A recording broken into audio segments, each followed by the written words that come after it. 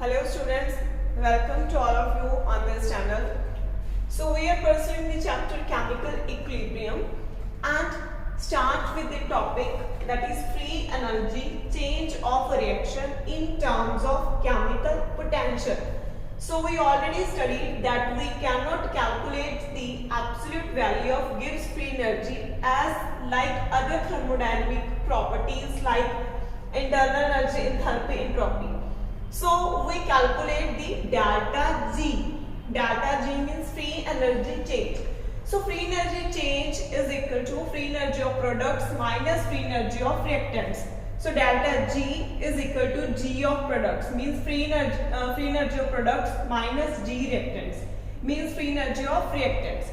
So consider an internal reversible reaction that is A plus B plus up to so on means number of reactants react to form a number of products, and this sign represents the reversible reaction, and the small a, small b, small l, small m, these all represent the stoichiometric coefficients corresponding to this given equation.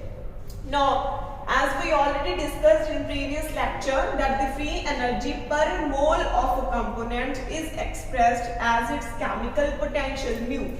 So Raje upon definition पढ़ चुके सी कि chemical potential की हुंदा chemical potential is the partial molar free energy means free energy per mole of component नु आप express करदे हां chemical potential दी फॉर्म एंड अपन इस दा फार्मूला पढ़िया सी G दा फार्मूला पढ़िया सी in terms of chemical potential so वही फार्मूला अपन इथे अप्लाई कीता सो G ऑफ प्रोडक्ट नु अपन in terms of chemical potential is form च लिख सकते हैं that is small l mu l plus small m mu m ये represent कर रही है free energy of products from equation first, and this whole factor it represents the free energy of reactants in terms of chemical potential, where this mu a, mu b, mu l and mu m, these are chemical potentials of A, B, L and M respectively. So A siga free energy change. Now we can write the free energy change of a reaction in its standard conditions. So this is known as standard free energy change of a reaction. ਹੁਣ standard state ਕੀ ਹੁੰਦੀ ਹੈ? ਸਭ ਤੋਂ ਪਹਿਲਾਂ ਤਾਂ standard state ਕੀ ਹੁੰਦੀ ਆ ਕਿਸੇ ਵੀ reaction ਦੀ? सो जदों किसी भी रिएक्शन दे विच जिहड़े रिएक्टेंट्स ने ते प्रोडक्ट्स ने वो स्टैंडर्ड स्टेट ते होण तां उस रिएक्शन दे विच जो फ्री एनर्जी चेंज हो रहा वो फ्री एनर्जी चेंज नु आपां कहांगे standard free energy change. So it is represented by delta G naught. This symbol represents the standard free energy change. So standard free energy दे लई तुहानू स्टैंडर्ड कंडीशंस पता होनी चाहिए ने, एंड स्टैंडर्ड कंडीशंस की हुंदियां ने? स्टैंडर्ड कंडीशंस हुंदियां ने the temperature should be 298 kelvin and the concentration should be 1 mole per litre if the solution if the substance is in solution. So अगर आप गैसेस दे लिए रिप्रेजेंट करते हैं तो गैसेस दे लिए स्टैंडर्ड कंडीशन ते जो प्रेशर होना चाहिए that should be 1 atmospheric pressure, and जो एक्टिविटी होंदी है एक्टिविटी दी वैल्यू भी होनी चाहिए 1. सो ये सारी कंडीशंस की रिप्रेजेंट करते हैं स्टैंडर्ड कंडीशन. कंक्लूजन की है टेंपरेचर कितना होना चाहिए 298 केल्विन, कंसंट्रेशन होनी चाहिए 1 mole per litre and pressure होना चाहिए 1 एटमॉस्फेरिक प्रेशर and activity होनी चाहिए 1. So corresponding to this the free energy change of a reaction taking place at a standard state is called standard free energy change of that reaction. So delta G naught the representation की है delta G naught is equal to G naught product means ये की है standard free energy of products minus standard free energy of reactants. So इन्हों भी आप represent कर सकते हैं chemical potential, not chemical potential. It represents the standard chemical potential of L product. It represents the standard chemical potential of M product. Similarly, वो की represent कर रहे हैं standard chemical potential of reactants. So this is all about the standard free energy change. Now ਤੁਹਾਨੂੰ exam ਦੇ ਵਿੱਚ एक question पूछ सकते हैं, what is the difference between delta G and delta G naught? Are you getting my point? We studied both delta G and delta G naught. Now what is the difference between delta G and this term? So this represents the difference in free energy of products and reactants when all of them are taken in their standard state. This is the important point. Okay, but इस case दे विच आपां नूं equilibrium दे नाल कोई जिहड़ा concern नहीं हैगा, सिर्फ अपनी जिहड़ियां रिएक्टेंट्स ते प्रोडक्ट्स ने मींस कंप्लीट जो रिएक्शन हो रही है और रिएक्शन दे विच जिन्ने पार्टिसिपेंट कंस्टिट्यूएंट पार्टिकल्स ने वो सारे स्टैंडर्ड स्टेट पे होने जिहड़े ने वो जरूरी ने. But this delta G, it represents the difference in free energy of products and reactant at actual concentration or actual pressure of the components अगर अपने gaseous ने जिहड़े reacting species ने. Okay, so अगर delta G दी value ये आप वैसे आगे पढ़ांगे no नहीं. So ये basic difference हैगा between delta G and delta G naught. So delta G naught represent करूँगी gives free energy और reaction दी जिसते जड़े रिएक्टेंट्स ते प्रोडक्ट्स ने वो की ने स्टैंडर्ड स्टेट्स पे की करे ने लाइक करे ने. And the next point is very important, that is free energy change as a criteria of spontaneity. Okay, so आप प्रीवियस चैप्टर दे विच भी पढ़िया सीगा criteria of spontaneity, different thermodynamic properties दे लिए आप पढ़िया सी, एंथैल्पी दे लिए, एंट्रोपी दे लिए. नो आप अगेन इत्थे फोकस कर रहे हैं कि free energy change as a criteria of spontaneity. So जो फ्री एनर्जी चेंज हुंदी है किसी भी रिएक्शन दी डेल्टा जी ओ की दस दिया, it is a major of tendency of reaction to proceed spontaneity towards equilibrium. A note कर लो. This is the important point. The free energy change of a chemical reaction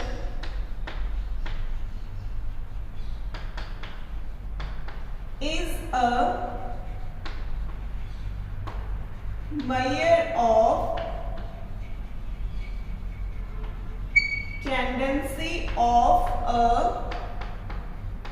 a reaction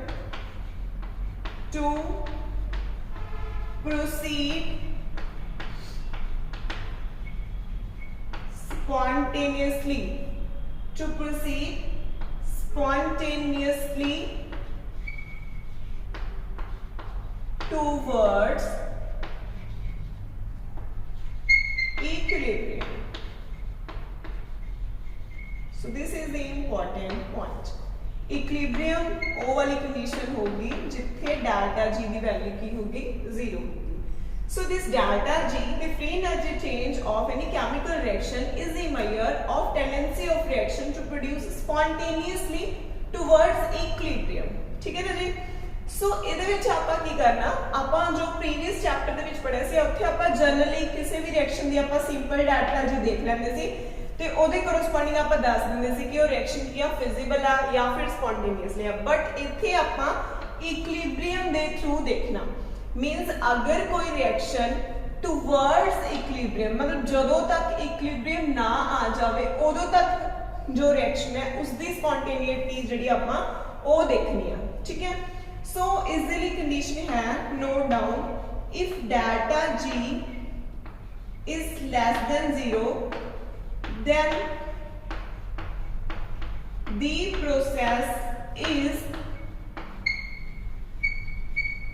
the process is spontaneous in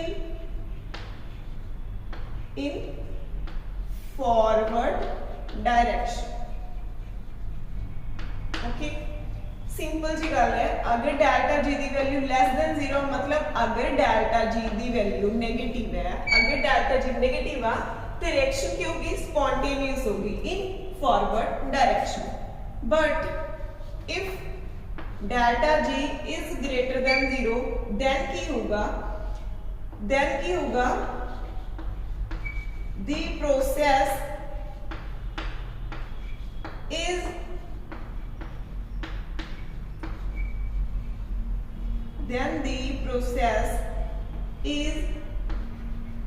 non-spontaneous but only in forward direction, or we can say that the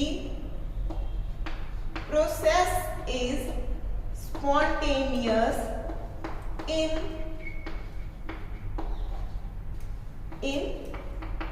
backward direction। Backward direction का मतलब किया जो products convert हो रहे हैं reactant वाली side. So this is the important point which you need to understand. Okay, so the free energy change of a chemical reaction it goes on decreasing as the reaction proceeds with the change in composition till equilibrium is reached। okay, so simple जी गल है जे तुसी आ वाले दो ही point समझ लो। Means अगर delta G दी value less than 0 है एदा मतलब जो प्रोसेस है स्पॉन्टेनियस तो होगा बट वो सिर्फ फॉरवर्ड डायरेक्शन से स्पॉन्टेनियस होगा। फॉर एग्जांपल ए है जो अपना ए की इथे रिएक्टेंट है, ठीक है, एक ही बना रहे हैं अपना प्रोडक्ट बना रहे हैं, ठीक है। ए जी रिएक्शन है ए सपोज कर लो रिवर्सिबल रिएक्शन है। हुण इहदी फॉरवर्ड डायरेक्शन की होगी जदों ए की बनाऊगा बी बनाऊगा, ठीक है। सो अगर डेल्टा जी दी वैल्यू नेगेटिव आ एदा मतलब उत्थे फॉरवर्ड डायरेक्शन दे विच रिएक्शन की है स्पॉन्टेनियस है, मतलब की ए बी नु बना दूगा की है स्पॉन्टेनियस है। बट अगर डेल्टा जी दी वैल्यू ग्रेटर देन 0 आ देन रिएक्शन की होगी नॉन स्पॉन्टेनियस होगी ओनली इन फॉरवर्ड डायरेक्शन। एदा मतलब इत्थे ए तो भी जिहड़ी रिएक्शन आ वो हो ता सकदी आ बट वो की होगी खुद नहीं होगी, स्पॉन्टेनियसली नहीं होगी। इत्थे की होगी जो स्पॉन्टेनियस रिएक्शन होगी करस्पॉन्डिंग टू दिस वो की होगी जदों प्रोडक्ट की बना रहे ने रिएक्टेंट बना रहे ने। सो यही कंडीशन है। ओके, सो बट इत्थे तुसीं ये देखना कि स्पॉन्टेनियस या फिर नॉन स्पॉन्टेनियस आप अजे उदों तक देखना जदों तक इक्विलिब्रियम स्टेट ना आ जाए। Okay, so when a reaction proceed in a forward or in a backward direction the system tends to achieve a state of equilibrium। it means पहला रिएक्शन चल रही है कदों तक रिएक्शन चलूगी जदों तक डेल्टा जी दी वैल्यू 0 ना हो जाए, मतलब जदों तक इक्विलिब्रियम नहीं आ जाता we have to see till that point। okay, so if delta G is equal to 0 then the system is at equilibrium। equilibrium का मतलब किया no net change takes place। similarly अगर delta G naught दी value 0 एदा मतलब भी किया उत्थे standard free energy change of reaction किया 0 दा मतलब इक्विलिब्रियम कंडीशन है। सो ए सिगा free energy change as the criteria of spontaneity. Next topic is criteria of free energy at chemical equilibrium। For this consider any reversible reaction, reactant and product। So you should know that both reactant and product they have a definite value of free energy at a specific temperature and pressure।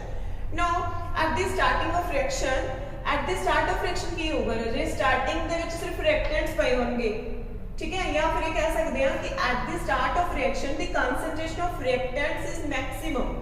so correspondingly the free energy of reactants is maximum at the start of reaction and whereas the concentration of products is minimum, hence the free energy of products is minimum at the start of reaction। okay, so the graph between free energy and time। so this is the point where free energy is maximum because a line तो जो आप upward जा रहे हैं तब free energy increase होती जा रही है। so इत्थे free energy maximum है, ये represent करूँगा reactants नो, and इत्थे free energy की है minimum है, एक ही represent करूँगा free energy of product। सो यही कह रहा है कि eight the start of reaction free energy of reactant is maximum and free energy of product is minimum age you seen through the graph. Now however की होगा जो reaction proceed होगी ਤਾਂ ਕੀ ਹੋगी कंसंट्रेशन रिएक्टेंट ਦੀ ਕੀ ਹੋਣੀ स्टार्ट हो चुकी decrease and the concentration of product it starts increasing. So in terms of free energy we can see that as the reaction proceed free energy of product it starts increases and free energy of reactant it starts decreases, as we see from the graph that with the time the free energy of reactant it starts decreasing and free energy of product it starts increasing. But at the point of equilibrium the concentration of reactant and the products they becomes constant. So under condition of constant temperature and pressure at the state of equilibrium the free energy of reactants and free energy of products they becomes equal to each other. So at this point the free energy of reactant and product they become equal, so it represents the equilibrium position. So at the equilibrium point delta G is always equal to 0, as you can see from this graph that A वाले point पे देखो रोजे reactant दी ते product दी दोनों दी free energy बराबर है। अगर दोनों दी फ्री एनर्जी बराबर है तो डेल्टा जी दे फॉर्मूले दे विच जो पुट करेंगे कैंसल आउट हो जूगी तो ओवरऑल डेल्टा जी दी वैल्यू की होगी 0। Now since the condition of equilibrium can be approached from either direction, हुन जिवें आ वाला इक्विलिब्रियम है रिवर्सिबल डायरेक्शन है जो भी इक्विलिब्रियम है हम तुसी इथे इक्विलिब्रियम है देखो ये अगर आप रिएक्टेंट तो स्टार्ट कीता सी फिर भी इक्विलिब्रियम पे पहुंच गए, अगर आप प्रोडक्ट तो स्टार्ट कीता सी फिर भी इक्विलिब्रियम पे पहुंच गए। So since the equilibrium can be approached from either direction that it can be attend starting with reactants और फ्रॉम प्रोडक्ट साइड। सो अगर आप देखो अगर जिहड़ी रिएक्शन है वो रिएक्टेंट तो स्टार्ट हो रही है, ठीक है, हुन अगर रिएक्शन रिएक्टेंट तो स्टार्ट हो रही है इनिशियली रिएक्टेंट ज्यादा पए ने तो ऑब्वियसली फ्री एनर्जी किसदी ज्यादा होगी रिएक्टेंट दी एज कंपेयर टू प्रोडक्ट। तो जो आप फ्री एनर्जी वाला फार्मूला की सी free energy of products minus free energy of reactant. तो जो ਇਹਦੇ ਵਿੱਚ ਇਹਦੀ वैल्यू पुट करांगे तो डेल्टा जी दी वैल्यू की होगी नेगेटिव। डेल्टा जी दी वैल्यू नेगेटिव है ਇਹਦਾ मतलब रिएक्शन की है स्पॉन्टेनियस है इन फॉरवर्ड डायरेक्शन। इट मींस जो फॉरवर्ड डायरेक्शन है वो हो रही है टिल कदों तक होगी फॉरवर्ड डायरेक्शन, हुन डायरेक्शन स्पॉन्टेनियस है बट कदों तक स्पॉन्टेनियस होगी जदों तक फ्री एनर्जी रिएक्टेंट ते प्रोडक्ट दी आपस दे विच बराबर नहीं हो जाती। ਇਹਦਾ मतलब जो तक डेल्टा जी दी वैल्यू इक्वल टू 0 नहीं हो सकती means till then equilibrium is reached. Okay, so similarly अगर आप प्रोडक्ट वाली साइड तो अप्रोच कर रहे हैं, अगर आप देखो प्रोडक्ट वाली साइड तो अप्रोच कर रहे हैं तो ऑब्वियसली की होगा फ्री एनर्जी प्रोडक्ट दी ज्यादा होगी रिएक्टेंट दी नालों। तो अगर आप ए वाले फॉर्मूले च पुट करांगे तो डेल्टा जी तो पॉजिटिव होगी, इनिशियली तो पॉजिटिव होगी फॉरवर्ड डायरेक्शन के लिए बट डेल्टा जी दी वैल्यू नेगेटिव होगी in backward direction. Why it is so because मैं पहले भी दस चुकी बैकवर्ड डायरेक्शन की होंदी है प्रोडक्ट तो की बनणगे रिएक्टेंट बनणगे। हुण ये बैकवर्ड डायरेक्शन के लिए डेल्टा जी का फॉर्मूला की हो जाएगा चेंज, इत्थे रिएक्टेंट की जगह इत्थे डेल्टा जी की लिखते से डेल्टा जी की होंदी है free energy of product minus reactant. हुण बैकवर्ड डायरेक्शन होगी तो ऑपोजिट होगी तो इत्थे की होगा free energy of reactant minus product ते उत्थे प्रोडक्ट की वैल्यू ज्यादा तो ओवरऑल इत्थे डेल्टा जी की वैल्यू नेगेटिव होगी in case of backward reaction. So ਇਹਦਾ मतलब ਇੱਥੇ ਵੀ ਜਿਹੜੀ ਹੈ ਰਿਐਕਸ਼ਨ ਕੀ ਹੋਗੀ ਸਪੌਂਟੇਨੀਅਸ ਹੋਗੀ ਜਦੋਂ ਤੱਕ ਇਕੁਇਲਿਬ੍ਰੀਅਮ ਕੀ ਹੋ ਜੇ ਅਟੇਨ ਨਾ ਹੋਵੇ। So this is the criteria of free energy at chemical equilibrium. ਇਸ ਦਾ ਮੇਨ ਜੋ ਕਨਕਲੂਜਨ ਹੈ ਇੱਕ ਤਾਂ ਤੁਸੀਂ ਇਹ ਪੁਆਇੰਟ ਯਾਦ ਕਰਨਾ ਕਿ ਇਕੁਇਲਿਬ੍ਰੀਅਮ ਤੇ ਡੈਲਟਾ ਜੀ ਦੀ ਵੈਲਿਊ ਕੀ ਹੁੰਦੀ ਹੈ 0, ਠੀਕ ਹੈ। एक ये वाला पॉइंट भी इंपॉर्टेंट है कि जो इक्विलिब्रियम है वो आप रिएक्टेंट वाली साइड तो भी अटेन कर सकते हैं प्रोडक्ट वाली साइड तो भी अटेन कर सकते हैं जिवें कि आप देख रहे हैं दोनों केसेस दे विच डेल्टा जी दी वैल्यू नेगेटिव आई है बट इस केस दे विच रिएक्शन फॉरवर्ड डायरेक्शन दे विच स्पॉन्टेनियस होगी, इस केस दे विच रिएक्शन की है बैकवर्ड डायरेक्शन दे विच की होगी स्पॉन्टेनियस होगी।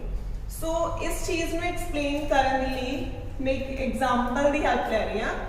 So consider one example. Consider this reversible reaction N2O4 the dissociation हो रही है into NO2. This is in gaseous form, this is also in gaseous form. So इस रिएक्शन के लिए जिहड़ी स्टैंडर्ड फ्री एनर्जी चेंज है reaction की वो दी हुई है, दैट इज 5.40 किलो जूल। ठीक है, ये की दी हुई है standard free energy change of this reaction. ठीक है, हुण अगर इसकी वैल्यू पॉजिटिव है तो इथों आपां नूं देखण नूं की लग रहा है डेल्टा जी की वैल्यू पॉजिटिव है, मतलब की होगी reaction, it means reaction does not goes in forward direction, reaction की होगी स्पॉन्टेनियस नहीं होगी, ਇਹਦਾ मतलब ए ਇਹਦੇ ਵਿੱਚ डिसोशिएट नहीं हो सकता। ठीक है, पर की होगा रिवर्स रिएक्शन की होगी स्पॉन्टेनियस होगी, बट एक्चुअल ਦੇ ਵਿੱਚ ਇਹ ਇੰਟਰਪ੍ਰੀਟੇਸ਼ਨ ਕੀ ਆ रॉन्ग है, because I already explain you कि ਆਪਾਂ डायरेक्ट ਇਦਾਂ नहीं देख सकते, we have to go through the equilibrium state. ठीक है, ਆਪਾਂ ਨੂੰ इक्विलिब्रियम स्टेट ਦੇ ਵਿੱਚ ਜਿਹੜਾ ਦੇਖਣਾ ਹੋਊਗਾ, मींस ਇਹ रिएक्शन की आ रिवर्सिबल रिएक्शन है, so it will not go to completion, rather a state of equilibrium we reached। a underline कर लो, note कर लो, the given reaction is reversible reaction and it will not go to completion, rather a state of equilibrium will be reached। therefore इस case दे विच दोनों forward and backward both reactions are spontaneous। ठीक है, so इस दे लिए मैं एक graph draw कर रही हूं। This is the graph, x-axis पे लेना fraction of dissociated N2O4 and y-axis पे की लेना free energy। This is the graph at temperature 298 Kelvin and the pressure is 1 atmospheric pressure and temperature की होगा 298 Kelvin। ठीक है, सो ए वाला जोड़ा पॉइंट है, as you all know that at the start of reaction की हुंदा सिर्फ रिएक्टेंट्स प्रेजेंट ने, सो इस ए पॉइंट पे की प्रेजेंट होगा 1 मोल ऑफ N2O4 एंड ਇਹਦੇ कोरोस्पोंडिंग ऊपर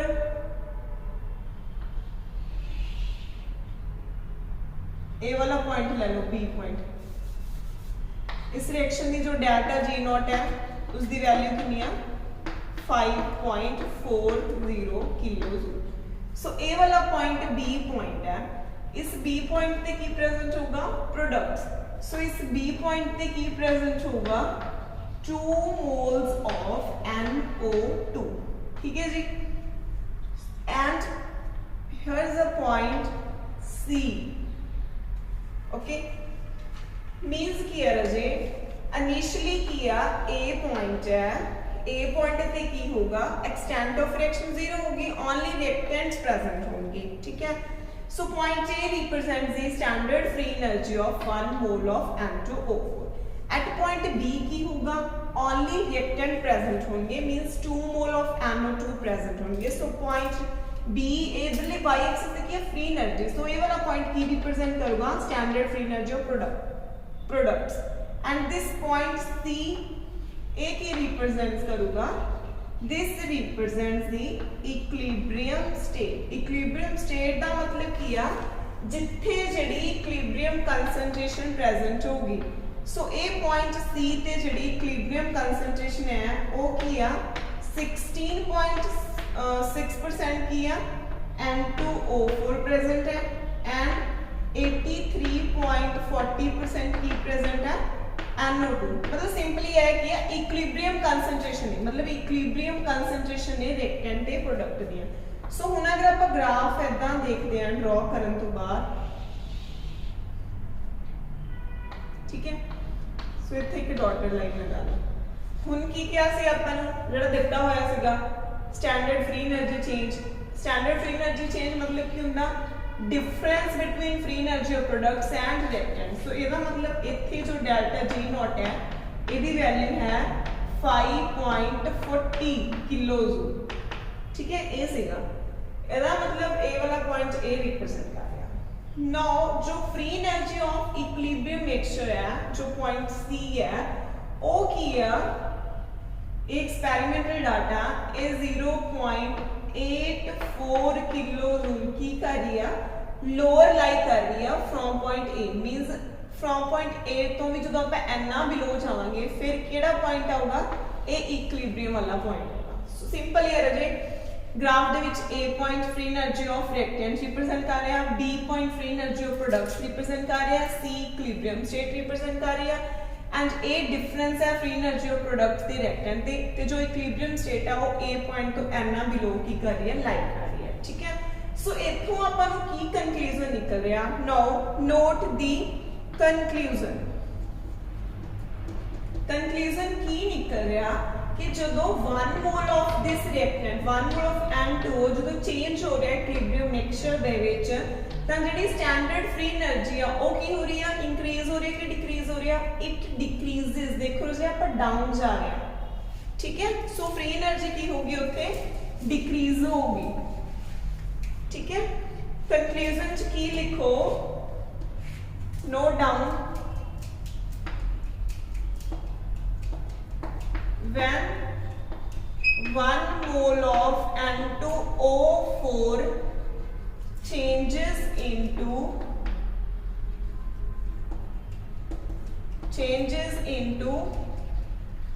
इक्विलिब्रियम स्टेट लिख लो, इक्विलिब्रियम मिक्सचर लिख लो, जो इक्विलिब्रियम मिक्सचर का मतलब पॉइंट सी पे लाइक करूंगी, देन की होगा standard free energy it decreases by -0.84। ਇਹਦਾ मतलब डेल्टा जी की वैल्यू की आगी -0.84 किलो जूल। हुन अगर डेल्टा जी की वैल्यू नेगेटिव है ਇਹਦਾ मतलब रिएक्शन की होगी स्पॉन्टेनियस, तो पूरे का मतलब फॉरवर्ड रिएक्शन की होगी स्पॉन्टेनियस होगी। Okay, it means forward reaction की है इथे स्पॉन्टेनियस होगी। नोट कर लो इतने कि फॉरवर्ड जो रिएक्शन है स्पॉन्टेनियस है। सो सिमिलरली की होगा, सिमिलरली है when 2 moles of NO2 means जो प्रोडक्ट चेंज होगा इनटू इक्विलिब्रियम मिक्सचर, देन दसो की होगा। ਹੁਣ ਆ ਵਾਲਾ प्रोडक्ट है जो इथों तक आऊगा फिर की होगा, पहला तो इथों तो जो इतने जावांगे आप फिर भी फ्री एनर्जी डिक्रीज हो रही है, फिर फर्दर हो रही डिक्रीज हो रही है, तो इस केस दे विच डेल्टा जी की वैल्यू अगेन डिक्रीज होगी प्लस -0.84, तो इत्थे भी डिक्रीज होगी, कितनी होगी -6.24 किलो जूल। सो कंक्लूजन ये निकल रहा कि चाहे आप रिएक्टेंट तो स्टार्ट करके इत्थे पहुंचे, चाहे आप प्रोडक्ट तो स्टार्ट करके इत्थे पहुंचे, बोथ केसेस दे विच डेल्टा जी दी वैल्यू की आ रही है, नेगेटिव आ रही है। Therefore both the processes either it is forward either it is backward, both the processes are spontaneous in the reversible reaction। So that's it for the day student। So please जी अगर किसी को कोई भी doubt होंदा concern topic दे विच then please पूछ लिया करो, I am always ready to explain you. That's it for the day students.